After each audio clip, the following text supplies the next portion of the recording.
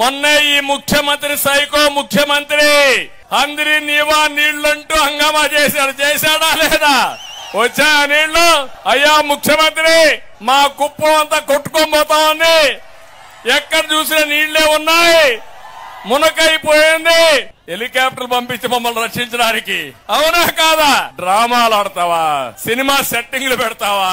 నీళ్లు ఎక్కడి నుంచో తెచ్చారు, గేట్లు ఎక్కడి నుంచి తెచ్చారు, గేట్లు పెట్టారు, నీళ్లు ఎత్తారు. ఈయన వెళ్ళాడు, తెల్లవారితో గేట్లు తీసుకుపోయారు. మన తమ్ముళ్ళు ఆ కాలువలో నీళ్లు లేకపోతే నేరుగా పోయి కాలువలో కూర్చొని జగన్ జలగా రా ఇక్కడికి, మా కుప్పంలో నీళ్లు రాలేదని నిరసన తెలియజేశారు తెలుగుదేశం తమ్ముళ్ళు. సిగ్గుందా నీకు ఇప్పుడు రావడానికి? నియోజకవర్గానికి అర్హత ఉందా రావడానికి? పులివెందులకు నీళ్లు ఇచ్చాను, అవునా కాదా? ఇదే మీటింగ్ లో 100 సార్లు చెప్పాను. 90% అందరి నీవా నేనే పూర్తి చేశాను. ఇక్కడే నీళ్లు తీసుకొచ్చి ఎన్నికల ముందు వీకోట్లో నీళ్లు రిలీజ్ చేశాను. అక్కడి నుంచి కుప్పానికి నీళ్లు తేవాలని దద్దమ్మ చవట్లు. మీరు నన్ను గురించి విమర్శిస్తారా?